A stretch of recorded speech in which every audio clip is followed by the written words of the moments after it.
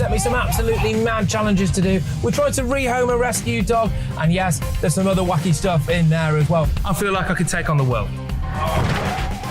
Well, that's that. Friday Night Feast with me, Patrick Christie's, every Friday, 7 till 9 p.m. on GB News. Be there.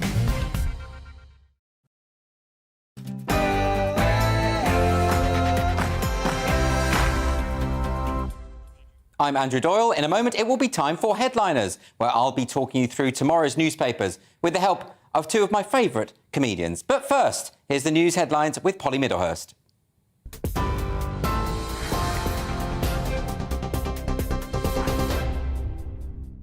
Andrew, thank you. The top story tonight, the country will have a new Prime Minister and leader of the Conservative Party by the 5th of September. Announcing the schedule, Sir Graham Brady, who's chairman of the 1922 committee, said nominations will open and then close again tomorrow, with each candidate required to have at least 20 supporters. Ballots on Wednesday and Thursday will then whittle the contenders down, with at least 30 votes needed to proceed. The final two candidates will then face a series of hustings before a final vote by Conservative Party members. I hope we will have a very constructive contest, but a really good opportunity for a proper, healthy, constructive debate. I'm very keen that we get this concluded as smoothly, cleanly and rapidly as possible, and certainly we should have a conclusion and a new leader of the party elected and announced on the 5th of September. Meanwhile, Boris Johnson says he's determined to use his final few weeks to deliver the prime ministerial mandate he was elected on. Speaking in his first public appearance since resigning as Tory leader, he refused to endorse any of the 11 candidates running to replace him, saying throwing his weight behind a candidate could damage their chances. Meanwhile, Rishi Sunak is promising to cut taxes as he launches the next stage of his leadership campaign tomorrow. The former Chancellor says he has a plan to deal with the economic headwinds the country is facing, but only once inflation has been brought under control. Mr Sunak has been criticised by allies of the Prime Minister, who believe his resignation helped to force Boris Johnson out of office. In an exclusive interview with GB News, the Culture Secretary Nadine Dorries said Mr Sunak had focused on his own leadership plans during his time as Chancellor instead of concentrating on the country. It was very difficult to get the Chancellor at meetings to commit to any policy at all. Rishi had been planning his campaign to the letter, launched it the day it was ready, and everybody else is kind of like blindsided and thinking, what's going on? We've all been working so hard. How can he have been that campaign ready? Well, the answer is he wasn't working so hard. Well, away from politics, GB News can reveal at least 800 people have crossed the English Channel in small boats in the 5 days since the authorities broke up an international people smuggling ring. Around 350 have been taken off 9 small boats attempting to make the crossing today. Last Wednesday, the UK's National Crime Agency announced that 39 people had been arrested as part of a multinational investigation. And MPs have voted to approve regulations to allow agency workers to replace striking rail staff. That comes after train drivers at 8 rail companies voted to take industrial action in a dispute over pay. The ASLEF union says strikes are the last resort, but they've been forced to act due to the rising cost of living. Staff are expected to walk out this summer. You're up to date on TV, online and on your radio via DAB+. You're with GB News, where now it's time for Headliners.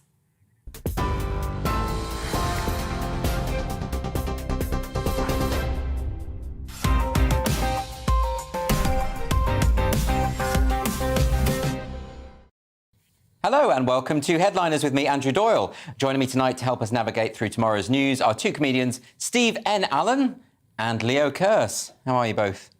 Pretty good, though. I mean, not sweating as much in the aircon. No, I mean, there is a heat wave outside, but the aircon's good here, right? Yeah. Yeah, we have to say that because obviously the people at home don't know, but it's good here, right? Are you happy there? It's like we walk into the supermarket and go to the freezer aisle, and that's the best part of summer. Just that blast of cold. Yes, and you've got a baby due, Leo, haven't you? Yeah. When's that happening? Well, we don't know if it's going to be Jewish yet. But, but yeah, the start of October. OK, exciting. And you've recently had one, Steve. Yeah, it's old hat now. Yeah, we're bored at this point. Yeah, 4-month-old, I mean. Yeah. You already got jaded. He's not driving yet. Is he slow? I don't know what the deal is. See, this is what I'm not going to reproduce. Anyway, we're going to crack on with the show. We're going to take a look at tomorrow's front pages. We're going to start with Tuesday's Mail, and it runs with Truss, back me, or it'll be Rishi. So the gloves are off with the Tory leadership contest. And now we're moving on to Tuesday's Telegraph. Britain braced for heat health emergency, and also BBC risking safety of troops with SAS documentary. There's a very unflattering picture there as well of Sajid Javid there looking under pressure. Moving on now to The Independent, which runs with Javid exploited non-dom tax loophole while MP. Moving on now to The Guardian, which runs with Tories take fast track to replace MP. This is a story we're going to be talking about, how the new Prime Minister is going to be named on the 5th of September. There's also a sinister image there of the Uber whistleblower. Ooh. Let's move on now to the Financial Times. Sunak to defend tax stance by vowing cuts once inflation tamed. The Daily Express has heatwave is risk to life, with an image of lots of people putting their lives at risk by having fun on a beach. And on to Tuesday's Sun, which has Olympic hero Israeli Hussein Abdi Kahin, not Mo Farah. We'll be talking about that later on as well. And Tuesday's Metro goes with F1 Bernie in £400 million tax dodge. We will be talking about that too. And those are your front covers.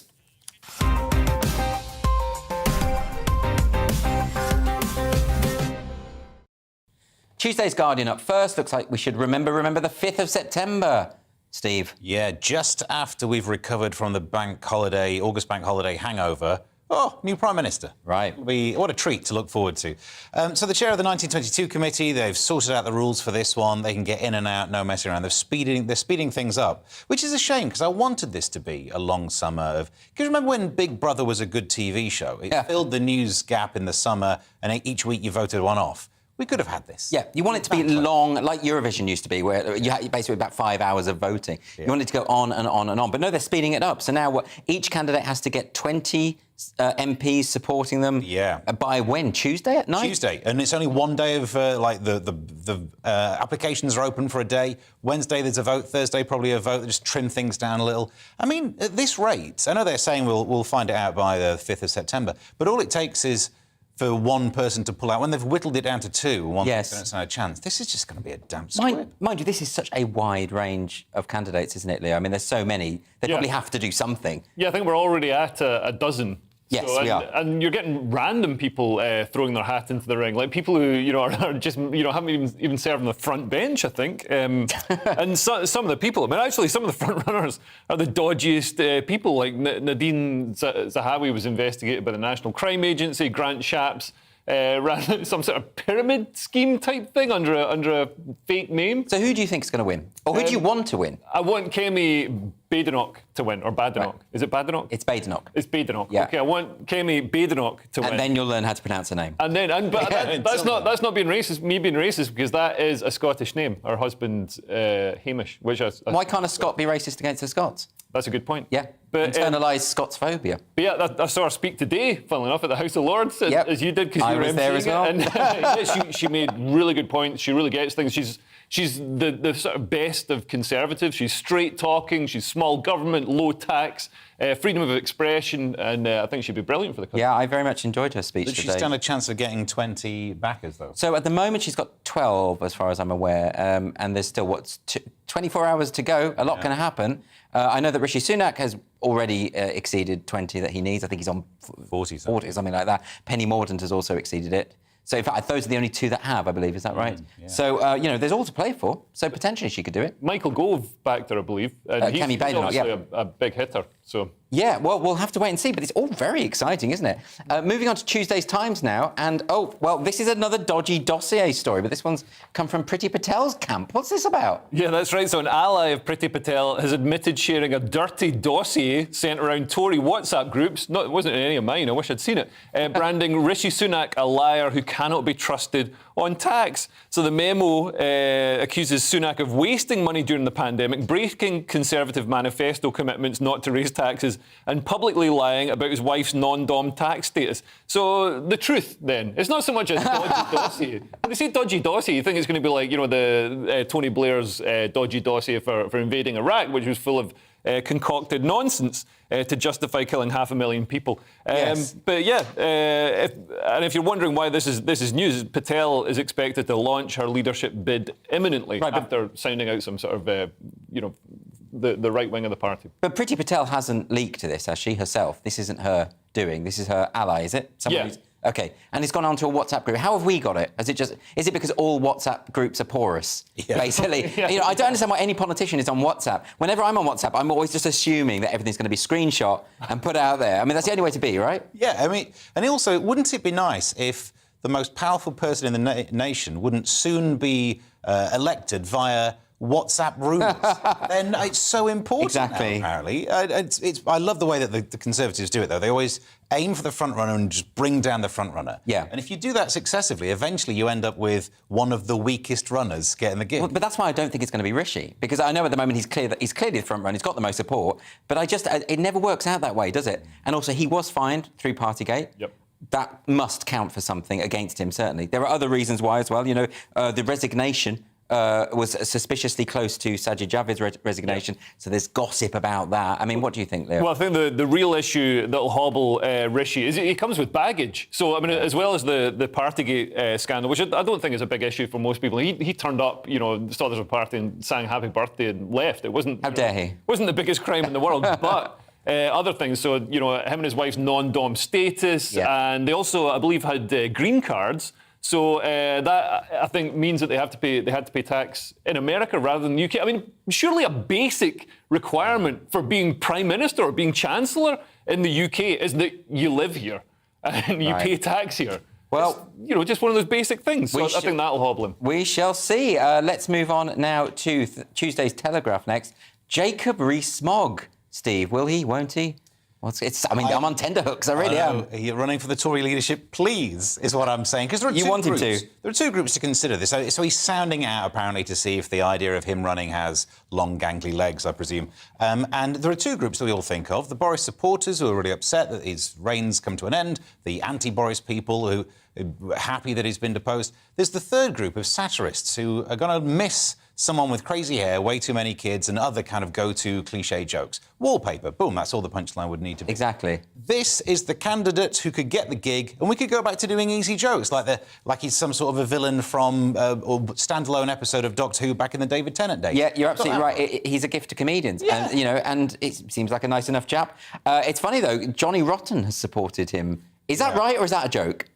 Well, I mean, I think that's quite right, and we're seeing Johnny Rotten has spoken out before about how this generation, the sort of woke generation, have become these mean people silencing everybody, and the opposite of what he was like in his youth. He thinks that conservative is punk now. Yeah, and he thinks the more ultra conservative you get, as into the level of Jacob Rees-Mogg, that's super punk. Yeah. I mean, what a world we live in now. Yeah. Is it possible that he's not necessarily thinking at his most clearest? Well, I don't think he was even when he was in the Sex Pistols, to be fair. There are a fair few narcotics going on. I completely agree with them. I mean, if you look, I mean, we're culturally, all right, we've got an ostensibly Tory government, although they seem pretty far left to me. But, culturally, this sort of woke ideology is just... It's got a grip of everything, academia, the arts. You know what it's like in comedy. Yeah, but if you come out as right wing in comedy, you get cancelled. But we do have other candidates, people like Kemi Badenoch, who are saying that she's going to deal with those kind of things, the infiltration into our institutions of this kind of critical social justice culture, whatever you want to call it. Do we really need someone like Jacob Rees-Mogg? I mean, he's saying he's going to shore up the Eurosceptic element of the party. But again, do we need it because Brexit's done? Well, this is the thing, and I think Brexit is less important than he and other people on the right of the party think. I mean, it's becoming a lot softer in opinion polls. People aren't hell bent on a hard Brexit. And I think, certainly in the red wall, instead of Brexit, what matters most is delivering some sort of tangible improvement and tangible, this levelling up that was a great phrase, but where is it? Nothing happened. No. Well, he fired his levelling up secretary, didn't he? So, I don't... But also the position here is that Jacob Rees-Mogg wants to be the pro or the continuity Boris. candidate. Yes. Which, given that the Conservatives have just got rid of Boris, it's a bad idea. An interesting marketing ploy, isn't it? It's funny that. Did you see that video of Jacob Rees-Mogg, famous video of when he's 12, saying that he wants to be Prime Minister? Yeah, it's a great clip. He wants to be Prime Minister by the time he's 17. He is now, I think, 153. No, he's so much younger than you think. 53. Is he 53? Yeah, he's 53. It's The incredible. spring chicken. Anyway, let's move on now. And this is Tuesday's Telegraph now. And is Carrie Johnson living in her own version of Carrie, Leo? Yeah, well, Carrie Johnson said she felt number 10 was like a prison. I don't think she's actually been to Belmarsh. She's had a horrible time, though, of it. That's what she's saying. Yeah, I mean, that's what she says. She plans to step away from politics, which, to be honest, she should have done some time ago instead of like having such a tight grip over everything Boris thought. But yeah, she said she was trapped in Downing Street, unable to come and go without being photographed. Does she know what happens when you marry a Prime Minister? So she's not going to resume her political career. So she was the Conservative Party's head of communications for a short spell. I wonder how she got that job. She's saying she's not going back to that, though. She doesn't want anything to do with politics. Must have been a blow to leave. But and she now campaigns, instead of politics, she wants to work in charity. She campaigns on animal rights, conservation and violence against women. She doesn't say whether she's for or against it. But that's what she wants to do now. And so she says Downing Street is like a prison, or this is an insider speaking on her behalf, says it's nice enough in the flat, but it doesn't have its own outside space that's genuinely yours. The garden is shared with the staff, and you can't move outside the gates without people following you or taking pictures. Really slumming it at 10 Downing Street and with checkers round the corner if you want to go there as well. I mean, the thing about this is, I get it. You know, it must be annoying to have paparazzi on your doorstep all the time, wherever you go, to be one of the most famous people or one of the most famous couples. Yeah. But I mean, it's a bit like Meghan Markle, saying, I don't like press attention, and then marrying an actual prince. Obviously these things are going to happen, right? Surely they should expect it. Oh, if you pursue power and status, you have pursued the downside of power and status. You couldn't have been ignorant of it when it started. No. Then there is this trend of hitting that point of going, woe is me, because you're close to your own problems. But to say that number 10 is like a prison, it's not like a prison. It was... They managed to smuggle wine in a suitcase. The only way you get wine into a prison, I think nature's suitcase is the phrase for it. Well, in prisoner cell block H, they injected it into tennis balls and threw it over the fence. Is that how they do it? Yeah. So maybe that's for the next lockdown. That's how they could. So that's not a bad tip, actually. Anyway, on to Tuesday's Mail now, and Boris fears his own damaging opinions, Steve. Yeah, it says he's broken cover. He's said a thing. So this is news. He was visiting the Francis Crick Institute, so maybe he's got some DNA tests coming up soon. And he said at this stage he's not backing anyone because he doesn't want to damage their chances. I'm not sure about that. I think if he actually thought his backing would damage a chance, he'd be wearing an I Heart Rishi T-shirt when he goes jogging. You think? He'd be giving him a right big hug. So I'm not so sure about that. I spoke to an MP at Westminster a few months ago, and I was saying at the time, why won't Boris just resign? Because it was at the time that everyone was calling for him to resign. And this MP said to me, he can't. It's not in his nature. His ego will not allow it. It's all about being Prime Minister. So I sort of think now, if that is true, will he even care who succeeds him? When he's out the door, is Boris Johnson even going to have any sort of interest in it at all? Yeah, I mean, everything we've seen from his reign as Prime Minister has been, it's all about Boris. And, when he was mayor, he's such a great mayor because, you just need to be an entertaining clown. And even the good things he's done in his premiership has been about him. So going to Ukraine and, shoring up support. That was very Churchillian, wasn't it? And that's how he sees him. He wanted to be seen. Yeah, but did a good job. Yeah, did a great job with Ukraine. Slightly less of a good job in some other areas. But that's the thing, is that I don't think that ego necessarily is bad. We've all got one. Yeah. But if you sort of direct your egoism into a good thing, so with a positive outcome, that's not so bad, is it, Steve? No, but eventually it's bound to... You come a cropper. At some point, if all you're considering is yourself, then maybe just never work in office where you're trying to help a nation. Because at some point, your goals will not be aligned. And it's the point when everyone's saying it's time for you to go now, and he's saying, no, it's all about me. Wonder what he'll do now. I mean, he can earn a fortune, though, can't he, on the... Well, they're saying that apparently you can earn hundreds of thousands of pounds on the US circuit doing speeches, as you see, Tony Blair and Bill Clinton doing. But... because of the sort of ignominy that surrounding him leaving office, they're not sure if corporations are going to win. Oh, they will. Any former prime minister, surely. And look, I mean, credit where it's due. I bet he does a great after-dinner speech. Yeah, I'm sure he does. Yeah, I'm sure he does. OK, let's move on. Now, this is The Sun. it's the Tuesday's Metro now. And a scandal that doesn't actually involve MPs, Leo. Nice change. Yeah, so Bernie Ecclestone has been charged with fraud. The tycoon, he's 91. So even though him and Jacob Rees-Mogg look the same age, he's actually substantially 91, older. 91, yeah. And he's still got hair and all the rest of it. Looks great. So, yeah, he's accused of failing to declare overseas assets worth more than £400 million to the taxman. I mean, maybe he should run for PM. one of the more financially open ones.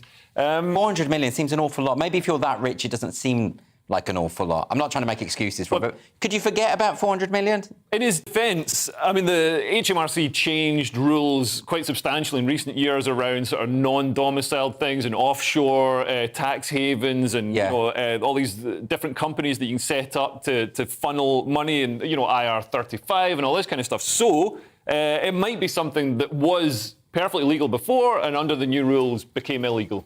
We don't know. I mean, we should say we don't know. Oh, yeah, we absolutely don't know. Well, one thing I think we do know is that he's not sitting there doing his self-assessment form himself. He's paying for accountants who should know this. Yeah, of course. He was apparently just on Good Morning Britain and he got in a bit of trouble the other day. He was talking about, he was sort of basically saying that he would take a bullet for Vladimir Putin. And dismiss Zelensky as a comedian. But he is a comedian. He actually is a comedian, so that's fair enough. Yeah, and when we tried to actually arrange for him to take a bullet for Putin, he backed out of the deal. Well, you've got to go through with it. If you're going to put your money there, just do it, mate. He didn't put his money there, he put it offshore. No, he did, absolutely. Anyway, look, coming after the break, there's another leak in Parliament. Scotland goes back on its promises, and we're not surprised about either of these. See you in 2 minutes.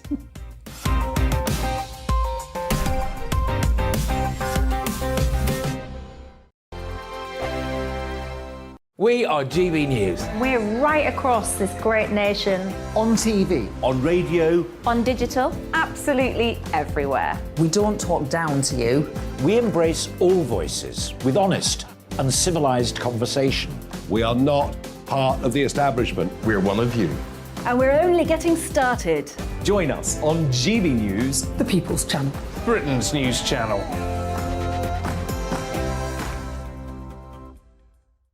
Hi there, it's Stephen and Anne.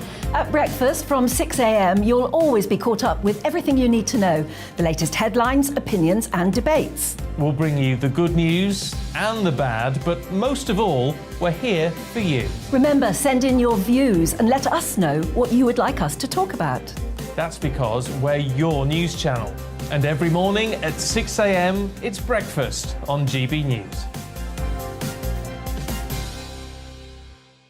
My name's Tom Harwood and join me 9:30 a.m. every weekday for The Briefing, your one-stop shop for everything you need to know about what's going on in politics today. I wonder if this is a deal that might need to be like the biscuits in this factory, twice baked. Is there not an opportunity here to win out against the extremes? Tom Harwood, GB News. What are you going to do about it? Things should have been done differently, and they certainly are being done differently. Don't miss it. The Briefing with me, Tom Harwood, 9:30 Monday to Friday on GB News. Where would you like to go? Just take me to the studio, please, mate. You know where you're going. I've got a show to do. Friday Night Feast on GB News, 7 p.m. And it's like nothing you've ever seen before. We take a different angle on the week's biggest news stories. The viewers and listeners set me some absolutely mad challenges to do. We tried to rehome a rescue dog. And yes, there's some other wacky stuff in there as well. I feel like I could take on the world. Well, that's that. Friday Night Feast with me, Patrick Christie's, every Friday, 7 till 9 p.m. on GB News. Be there.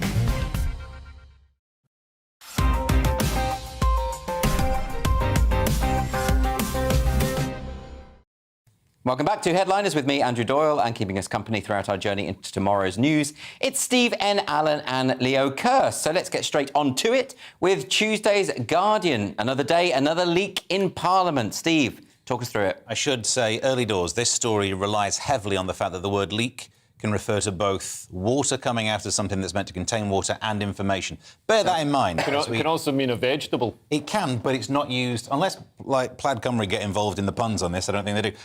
The Guardian, Parliament hit by new leak, this time from the Commons ceiling. So not the other. I mean, that is the essence of this article. Is that basically the roof is leaking? Yeah. And it sounds a bit like leak. Yep. So the next bit, they say, A leak's hit Parliament, and it's not come from a scandal or a high-profile resignation. And then the Commons Deputy Speaker told PA News, someone's just said to me, this is one leak. We don't have to have an inquiry. Oh, so that's all it is. That's all it is. I mean, come on. Can we stop saying that The Guardian is a broadsheet? This is it's a tabloid. It's a total tabloid now. And also, all their lists of best comedians and stuff like that, they're always terrible. Yeah. But yeah, this is. I mean, there's a serious story nestled in the back of this article. So the Houses of Parliament are apparently crumbling. They're sinking into the ground. Well, they're pretty old. They are quite old, and it's going to cost between £7 billion and £13 billion. But that's why they won't repair it. I mean, that's the problem. But also, that's the number that before the overrun. There's never been a government project that doesn't multiply. So it's 153 million. Yeah. 1 billion for every single year that Jacob Rees-Mogg's been alive. I mean, it's got to be done though. I mean, ultimately, because you've got visitors every day, you've got the business of government. Yeah. You know, apparently there was a leak in 2019 as well. They had to get the press out. I mean, basically, that's not something you can just leave aside. You've just got to sort it. But they'll have to rehome all of Parliament and the House of Lords somewhere else, in a business park in Swindon, while they sort it out. They do describe it as Britain's Notre Dame, and I was thinking, it would have loved a leak. If ever there's a building that needed more water. It needed a big leak, didn't it? Anyway, sticking with tomorrow's Guardian and Scotland going back on their pledge to Ukraine, Leo. Yeah, well, I mean, they do have some reason to do it. So Scotland has to pause its Ukrainian refugee sponsorship scheme for 3 months because it faces a lack of suitable accommodation. So they've taken... They said they'd take 7,000, but they've taken 4,666. And they're going to welcome an additional 18,000 Ukrainian refugees in the coming months, but there aren't enough places for them to stay. So they're using hotels, university campuses. They've chartered a passenger ship to provide accommodation, and North Lanarkshire Council has announced plans to delay the demolition of 2 residential towers. So they can stick people in them. Because they're saying basically the emergency accommodation that they would have for these 18,000 refugees is not fair, given that these are going to be vulnerable people, traumatised people. Exactly, You can't just put them in a tent, Yeah, I wonder if you should ask them, though, if it's kind of like, would you like this accommodation that we're not happy with, or we just leave you where you are? It might seem... No, I understand. We'll take that. No, I understand that. I mean... the good thing about Ukrainian refugees is that they return. 1 million have returned to Ukraine. So this is a temporary thing. So it's not as if Scotland's going to have to find permanent housing for these people. And after the story of the guy who left his wife for the Ukrainian woman that they took in, I'm surprised more people haven't applied. Yeah, that wasn't good PR for that. That was not fair. Anyway, Tuesday's Times next. It's not looking good for Twitter, Steve, or is it? Well, possibly. Not if you hold shares at the moment, because the shares have taken a nosedive as Elon Musk is trying to pull out of the deal. They're going to court over this. I mean, maybe now's a good time to get some shares. Maybe. Well, talk us through this. I know Elon Musk, said that he wanted to buy Twitter for, what was it, 44 billion. Yep. And he was saying, I need to see your stats on how many of your users are bots, are fake users, because that affects the revenue. And they said no. And they kept fudging it, and they wouldn't give him the information, right? Yes, true, but part of what he should have done before starting this deal is his own due diligence, which is checking these pieces of information before he signs the deal. But he can't get that information. That's the point, So he never should have signed the deal. OK. So, I mean, this will be... I mean, look, we've just done the short version of what this court case is going to be about. Yeah. It's going to cost loads. But what's great about it is that Elon Musk is now sort of implying that, well, if we do go to court and if Twitter do sue him and force him to go along with the takeover, they'll have to produce the information as evidence in court. I mean, part of me would like to think that lots of people on Twitter are bots, because some of the hate you see on there, I'd rather think that a bot's a dirty scumbag than humans. No, I totally agree. Imagine if a robot could dislike you, something with no emotions. You're so hateable that it's somehow found a way to dislike you. Surely that's worse. Do you think, Leo, that it would be a good thing if ultimately Elon Musk does take over Twitter? Oh, absolutely. It'd be fantastic. You've seen with Project Veritas, there's been incredible undercover interviews done. So basically, people pose on dating sites and date Twitter employees, and then they pull out all this information from them about the complete bias. And we've seen it. The amount of right-wing people have been kicked kicked off Twitter for the flimsiest of ideas, or anybody who's remotely gender critical gets booted off while the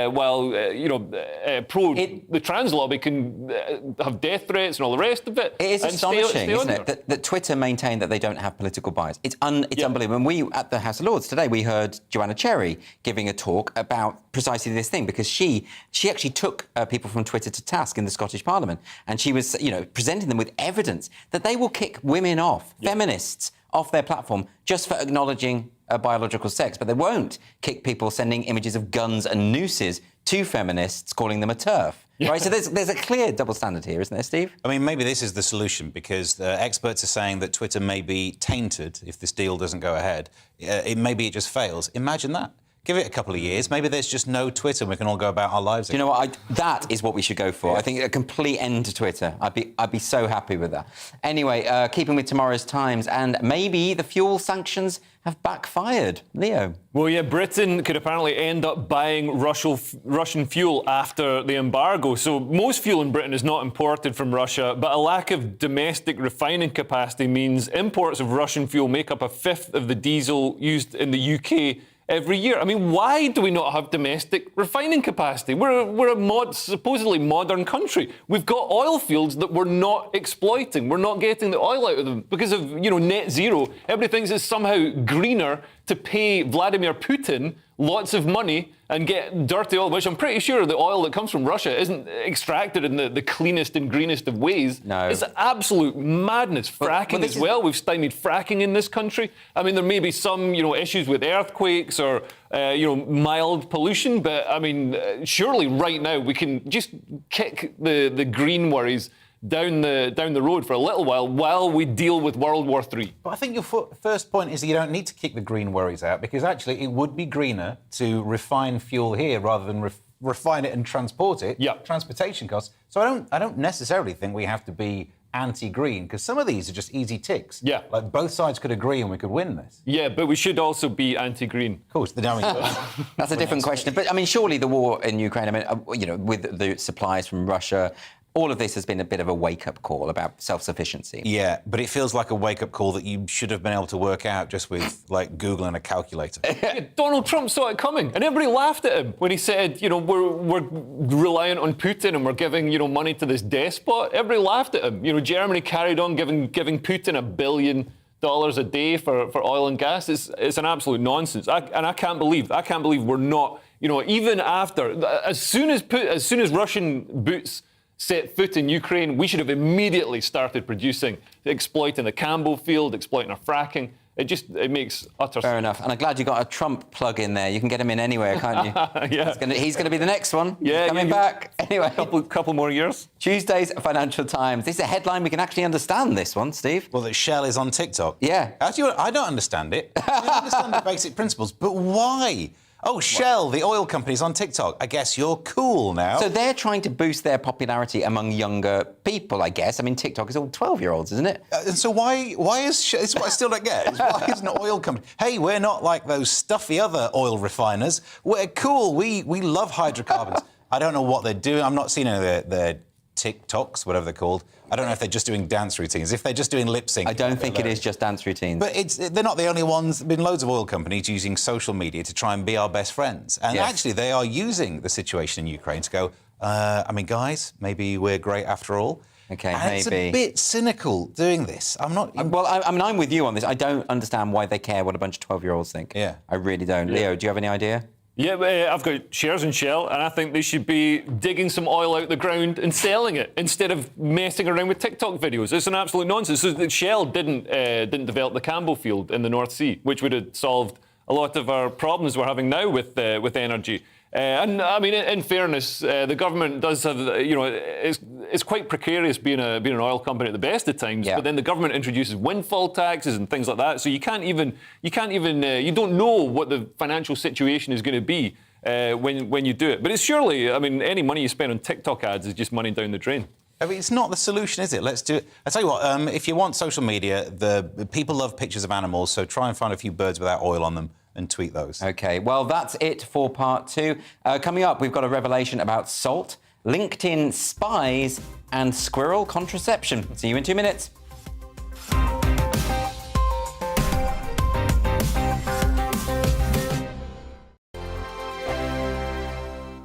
We are GB News. We're right across this great nation. On TV. On radio. On digital. Absolutely everywhere. We don't talk down to you. We embrace all voices with honest and civilised conversation. We are not part of the establishment. We're one of you.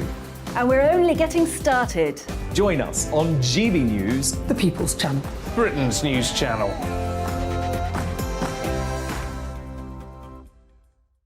Hi there, it's Stephen and Anne. At breakfast from 6 a.m, you'll always be caught up with everything you need to know, the latest headlines, opinions and debates. We'll bring you the good news and the bad, but most of all, we're here for you. Remember, send in your views and let us know what you would like us to talk about. That's because we're your news channel. And every morning at 6 a.m, it's breakfast on GB News.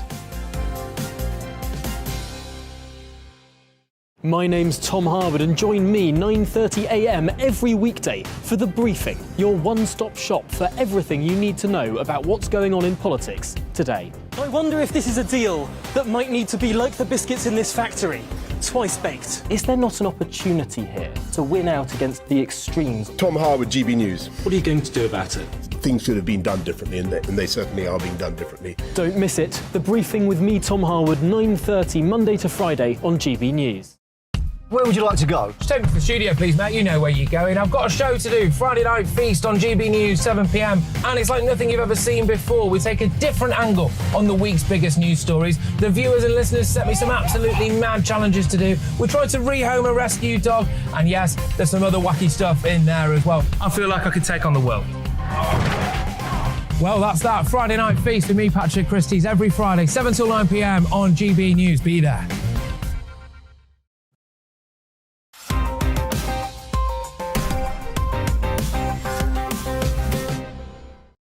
Welcome back to Headliners with me, Andrew Doyle, and this is the part of the show where we look at some of the weirder stories of the day. With me, I've got Steve N. Allen and Leo Kerr, so let's delve into those papers. Tuesday's Mail, and it's times like this when you just have to think, how would Jesus define women, Leo? Well, the Church of England has admitted that it doesn't have a definition of the word woman, even though I'm pretty sure it's in the Bible. Genesis chapter 2, mate. Yeah, they've literally got it near the front of the Bible. It's, but a bishop yesterday said that the meaning of the word used to be self-evident. They used to have it written down in the Bible. I don't know if they're rewriting the Bible. You know, you've got the King James Bible. Are they going to have, an Owen Jones Bible? But you can't rewrite it, you can only retranslate it. But yeah, I guess you could do that, couldn't you? Right, yeah. Well, you put woman with an X instead of an A, things like that. He added that there are now complexities associated with gender identity, which a church project about sexuality and relationships is exploring. I mean, I'm not religious, but even I think that, the church could be a bit more Christian. OK, Steve, right, the whole point of an established church is that it's traditional, that it holds on to things from the past and that it doesn't just sort of surrender to whatever the voguish trend of the moment happens to be. This is a trend that's basically been living, 3-4 years?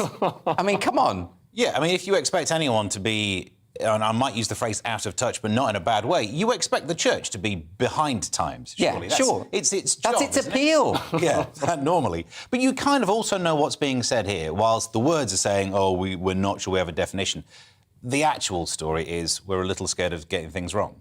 Is that right? Do you not think that's what it is? Well, I don't know. Like Keir Starmer, when he was put on the spot. I love that. So he was interviewed by Nick Ferrari on LBC and asked whether a woman could have a penis. I actually wrote down his exact response. He said, Nick, I'm not, I don't think we can, I get this, That was his actual response to that question. And all of those words mean the same thing. I'm scared of saying something. Right, but this is the bigger question, isn't it? So all of these people in authority, politicians, now the church, civil servants, whoever, teachers, academics, everyone's terrified of saying the thing that we all know. And that's a real problem, isn't it? That's why it was great today with Kemi Badenoch when someone said, do you know what a woman... She said, I know what a woman is. People cheered. People cheered that a politician knows what a woman is. That's how far this has gone. We've got to put an end to this. Surely, Steve. And it makes sense that we could, the pro-trans side of this should look at this and go, wait a minute, we don't want any argument where it's a laughingstock. It's a laughingstock to not know what a word means. Yeah. So if we can get rid of hate and these ways of suddenly tripping ourselves up over words, we could actually have the proper discussion,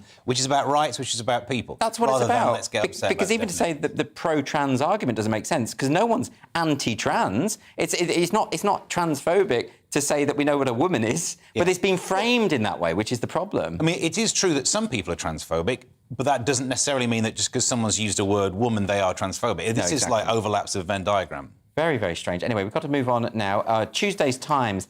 Bad news for British universities, Steve. Yeah, beware the China catastrophe, UK universities have been told. The most upsetting thing about this is, of course, China crisis was already used.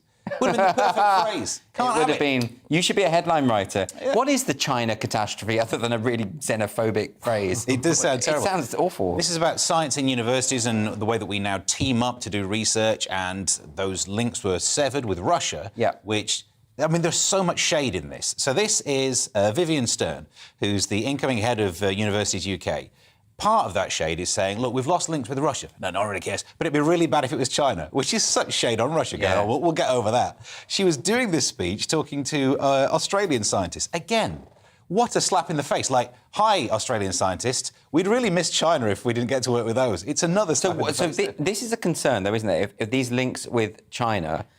because there are suggestions in this article that there is some sort of spying going on. I think there's two parts to it. There is if we lose the ability to work with and research with Chinese scientists, we'd lose a huge amount of research capability. The second part of it is look at how many foreign students we have. Was it 50 over the last 3 years? And it said in the article, expelled for spying. I don't know if it means expelled from the UK or just you have to go to a different university now. That actually really shocked me. 50 students from China expelled over suspected espionage. But that's quite a lot, isn't it, Leo? Yeah, I mean, it's out of 144,000, so, I mean, it's small. But, 50 cases. And, I mean, there is a lot of espionage going on from China. The biggest theft of all time was I think it's the F-2 fighter. So the blueprints were stolen that cost billions and billions to develop. And then China just, like you get the sort of dodgy Nike trainers that just have a different logo on them. They brought out the J2 or whatever it's called, the J1 in China, and it's just the same plane. It's the exact same shape, just a different colour. I don't think anyone's surprised that the Chinese government is investing in espionage. I think that's that's obviously going to happen. But obviously, we do rely on international students. They pay so much more. And in academia. And also, I mean, there's a risk with research in the West of falling behind Chinese academic research because they're not beholden to the same strict rules. So, if you want to do research on human neurology, for example, in China, you can, the government will let you, no doubt, use human participants, maybe some of the people they've got in camps. So, it's not the same sort of, it's not a level playing field for research. Are you saying we should level that playing field and do that research? I'm saying we should try and not force China to do anything, but we should try and engender some sort of regime change. You want to go to war with China? I'm going to say that's a bad idea. China to the Chinese people to rise up against. Tuesday's Mail, before Leo starts an insurrection. Tuesday's Mail, and this is a LinkedIn story, and this is incredible. I mean, what's going... I read this and I couldn't quite believe what I was reading. Well, funnily enough, I've got experience of this because, I'll tell you the story first. So military counterintelligence officers and GCHQ analysts are among more than 1,000 people to make themselves potential targets by disclosing their status in a breach of government guidelines, according to a Daily Mail investigation. So workers who pass developed vetting, which does... I haven't completed the process, but in a previous job, I was being put through it when I worked for the Foreign Office. So it does background checks on finances, family and sexual history. They literally get in touch with ex-girlfriends and ask, all kinds of stuff. Most of it's financial, to make sure you're not in debt. It's to make sure there's nothing you can be blackmailed for, so you won't become a security leak. But it costs a lot of money and a lot of time to go through this vetting. It's, thousands for developed vetting, and I had SC clearance, security clearance, so that was... Developed vetting is the highest level. That allows, I think, unsupervised access to top secret, and SC is the layer below that. But when you've got it, it's a valuable asset. It's like having Prince 2 or some other qualification. So people put it on their LinkedIn. And I mean, I put it on my LinkedIn because then you get better jobs and more money because you don't need to pay for you to go through the vetting. So that makes sense. But this article is suggesting that spies are bragging. Well, this is the thing. I mean, if you're a spy, you'll have been through this developed vetting. It's a bit of a giveaway. It's a bit of a flag that this person might be a spy. Are there any other jobs you might? Oh, there's loads. I mean, military analyst, but I was a criminal intelligence analyst, so I had SC vetting, so I could see But it's still probably not a good idea to put it on LinkedIn. Well, I think if you want to get a better job, then it is. It is a good idea. Steve, shouldn't spies not be on LinkedIn? It just feels like, are we recruiting spies? Surely no one looks at LinkedIn anyway. I mean, I don't know how they got my email address, although actually now I do. There's loads of spies on there. But surely, to goodness, why isn't it more like the Bond films, where these people are selected because they're brill and they kick butt? Exactly. Look, I got my new Keyboard warriors. That's not spying. No. Hopeless. Anyway, let's move on now to the Telegraph next. Maybe Octopussy isn't for everyone, Steve? Why aren't spies more like this? That's exactly what I'm talking about. It's an interesting article where they've looked at what happened with the making of Octopussy, because they were up against... This was the Bond-off, the two Bonds. Yeah, so what happened is that there were two Bond films in the same year, 1983. Yeah. So Octopussy. They've done all the Sean Connery ones. He doesn't do it. It doesn't work out with... I can't remember his name, but on Sean a Connery. Magistrate's... No, after Sean Connery, on a Magistrate's... Secret Roger Moore. Lazenby. That one. George Lazenby. Lazenby doesn't work out. Yeah. His wife dies at the end of it as well. What a terrible end. But no spoilers. Sorry, if you've not seen it yet, it's someone else's fault, isn't it? But then there was a challenge where they put together enough to make this kind of fake Bond when Sean Connery came back. Never Say Never Again. Versus Never Say Never Again versus Octopussy, and they come up with loads of things you wouldn't get away with. I mean, I think the title you wouldn't get away with these days. I mean, if it weren't for octo as a prefix, meaning 8, seems a strange... like Tetra, you'd never get away with it for that. Even mono, you wouldn't. But what would you call the woman in Total Recall in the bar? With 3 breasts. Yeah. Mammary or something? I don't know. But, I mean, look, it's a strange article, isn't it, in a way, because it's just talking about how weird Octopussy was. Because there's a moment where he ends up dressed as a clown defusing a bomb, and there's a moment where he hides himself in a gorilla suit. But, when I saw it as a kid, it didn't strike me as weird, because Roger Moore's quite a camp Bond. Yeah. So it was all about slapstick. It's so really close to Carry On films. Yeah. That phase during Bond, it was hilarious. And interestingly, it was made on a bit of a shoestring. So United Artists, who've been a long-time distributor for Bond films, they went bust. I think they went bust and were taken over by Transamerica. There's a really good book about it called Final Cut that is written by somebody who's involved in it. So they made this flop. Michael Cimino's follow-up to Deer Hunter. It's called Heaven's Gate, and it lost it was the biggest time. It was like Waterworld times 10. They lost so much money. And then they didn't have the money to make the Bond properly, so they were really putting pressure on to use cheaper sets, fewer car chases, all the rest of it. Wow. Well, it's an interesting article. Not much more to say about it. Although I will say, Waterworld is a much better film than people remember. Honestly, watch it again. It's great. Daily Star, and it seems every day we get closer to being in an episode of Black Mirror, Leo. Oh, my God. This sort of stuff terrifies me. I'm sorry. This was in an episode of Black Mirror. So the first human trials of an augmented reality contact lens have been successful, paving the way for the end of smartphones because the internet is going to be built into our eyeballs. So it'll be like the Terminator. When you walk around, you can see information coming up on the screen, which is actually your view of the world. And it'll tell you what sort of gun you're looking at, if the person's cowboy boots fit you. It's going to be amazing. So, this apparently it's got a higher resolution than a top-end iPhone. Because I'd heard about these digital contact lenses before, but they're a very low resolution. This one has an incredibly high resolution. So, it'll make it easier to watch pornography at the Houses of Parliament. Nobody will know. Leo, I'm going to put this on record. I'm not putting this stuff in my eyes, right? I'm not going to make myself a half-computer cyborg, whatever these overlords want us to do. I think this is ridiculous. They'll be putting chips in our brains next. They'll be controlling us by remote control from Silicon Valley. Steve, don't you dare try to defend this. This is absolutely brilliant. I can't wait. Because firstly, you could zone out in a conversation and just search for some stuff. It's brilliant. I don't think you need to worry about it, though, because remember Google Glass? No. Because they were glasses with the same sort of thing. We're all going to be wearing these glasses. It never took off. The only person I ever saw with them, I was doing a show up in Edinburgh years ago, and this guy comes up to the venue, looks at it, walks in, comes out and went, "Is this the venue?" I was like, "Mate, you're wearing Google Glass." Google it. Google it.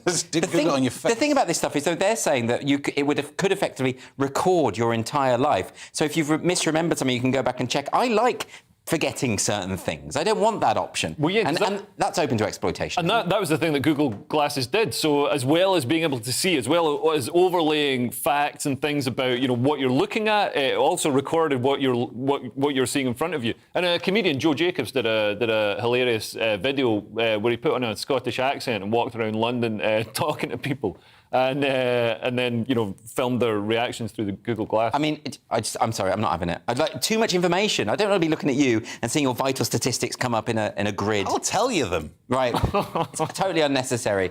Anyway, let's move on to Tuesday's Mirror next. First butter, then cheese, now meat. But I'm not vegetarian, so I don't care. Steve. Supermarkets put in tray. This is not just security tags where it beep as you try and leave. Yeah. Trackable cases. These are GPS trackers on meat products. Like you get on, expensive bottles of champagne or something. Yeah, OK. Now, don't get me wrong, meat products are getting expensive. But surely most of the cost is the GPS tracker that you have to put on each steak. So why are they doing this? Because people are nicking stuff.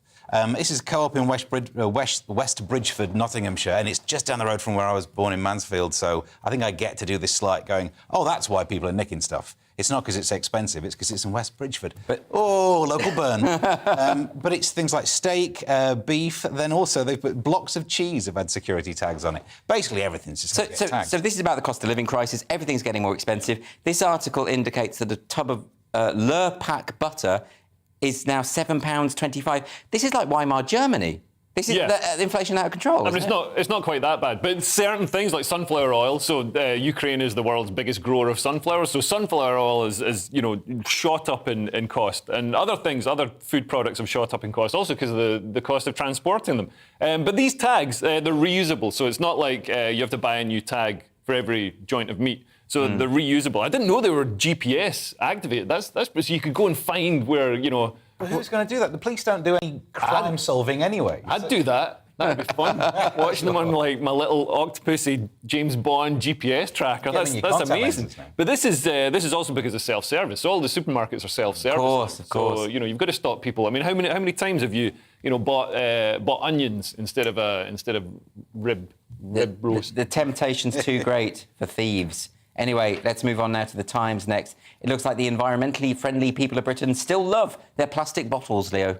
Yeah, so Mintel, which is a retail analysis company and not a type of mint, says 1 in 6 people drink plain still water every day from a bottle. I mean, I should imagine a lot more drink it from a tap where it's free, which it's great. But it forecasts that the value of bottled water sales will increase by more than 20% to reach £2.3 billion in 2026, despite environmental concerns over the use of plastic and also the fact that it comes out the tap for free and it's better quality.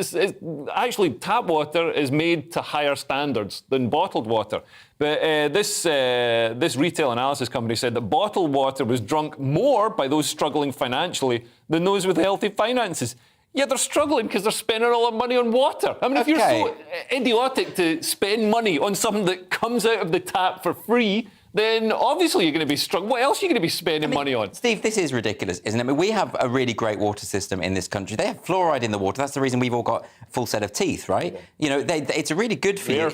It's not like other countries where you can't drink the water because you'll get dysentery or whatever. Yeah, it's great. I mean, I do live in a part of Hertfordshire where every so often they switch where the water comes from, and it's got a tang to it for a few months where it actually grows.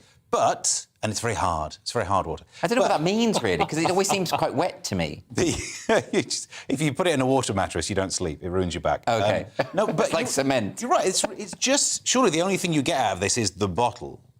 Buy a different bottle or just reuse it to heck. It's expensive. It's not environmentally conscious. I don't get it. It's one of these things that becomes faddy and people. It's a status symbol. There's a trend for specialist water. So there's a store opening this year that sells bottles up to £130. So they sell water from Arctic icebergs as well as condensation. Oh, come on! Condensation from fog in the Algarve. So this is, for the Gwyneth Paltrows out there, you can go and spend a fortune on this stuff. But it's absolutely pointless. Don't waste your money, people. Don't forget that Evian spelt backwards is naive. Anyway, let's move on now to Tuesday's Sun. And who knew? Turns out salt is bad for you. Yeah, this won't take long. Exactly that. This study, instead of just saying that salt in food is bad for you, they've looked more at adding salt to it. That's also bad for you. It's amazing. I mean, it does make things taste better. It really does. It's a very good condiment. Whoever put it in caramel, it shouldn't have worked. I mean, you know, I don't think that does work, Steve. I'm going to put my neck out. It's ruined me. I tell you what. If no one would have ever put those things two together, I'd be the thinnest man on this room. But I love a sort of caramel. Really? You've got to try Brussels sprouted caramel. Oh, I'll have a Brussels sprouted caramel. Is that a real thing? Sounds like they shouldn't go together, but oh my God. So effectively, we've had this study is just saying don't eat salt because it's bad for you. Well, don't eat too much salt. Yeah, kills But it does say that there's high salt foods, including cheese, ham, gravy granules. I would have guessed that smoked fish, soy sauce. Yeah, it all sound like prawns. Prawns have got a lot of salt. Really? But they live, though, isn't it? They just drink. Yeah, but they don't taste salty. But no, well, you don't eat prawns. Anyway, Tuesday's Guardian now, and the saying goes they're at it like rabbits, but perhaps it's time to change that to squirrels. Yeah, apparently they're going to give oral contraceptives to squirrels. I don't know how they're going to make sure they swallow them. Because it's a nightmare giving a pill to a cat. Have you ever tried that? Yeah. You have to wrap it in a tea towel so it doesn't scratch your face off. And the pill or the cat. Yeah. So giving it to a squirrel, because they're nimble wee things. Yeah, they're and they can climb trees where you can't even get to them. Yeah. And they can't really hold the glass of water to swallow the pill. No, so it's a nightmare. Still an awful lot easier than a little tiny condom. Because that's true. That's true. So why are they doing any this? experience of little tiny condoms? The grey squirrels came over here from America in 1870. Coming over here, stealing our jobs, acorns. Little rafts coming across the channel. No, so they're an invasive species in the UK. Wow, this is a bit racist. And this is in The Guardian as well, describing grey squirrels as an invasive species. That's disgusting. But they were introduced from North America in the 1870s, but they're outbreeding red squirrels, which are native squirrels. They're bigger, they're more aggressive, and they carry a disease called squirrel pox. I don't know how it got that name. It doesn't affect them, but it can kill red squirrels. So are we going to have squirrel pox now? We've had monkey pox. Is that the if you're a red squirrel? Goodness me. So. We've got time for one more story now. This is Tuesday's Mirror. Do you ever get the feeling you're being watched, Steve? This is holidaymakers being targeted by a seagull. Now, they always are, though. Every year there's a story of a seagull because they get hungry and they like chips and they swoop on you. But, there's another seagull. This one's called Albert the Seagull. I'm presuming we've named it rather than it's got a... I don't know. These things are pretty independent.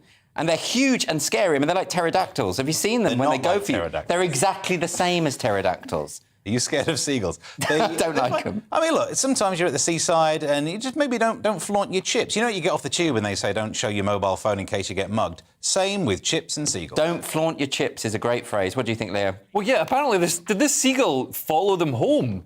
Oh, I'm telling you, they are psychopaths on the bus. So it really seems to, have a vendetta against this particular family. I think it's just the way that... See, look, watch Hitchcock, and you will know what I'm talking about. Don't trust any of these creatures. Anyway, that's it for tonight. That's all we got time for. Thank you to my guests, Steve and Leo. We'll be back for Headliners tomorrow at 11 o'clock. We'll see you then. Farewell.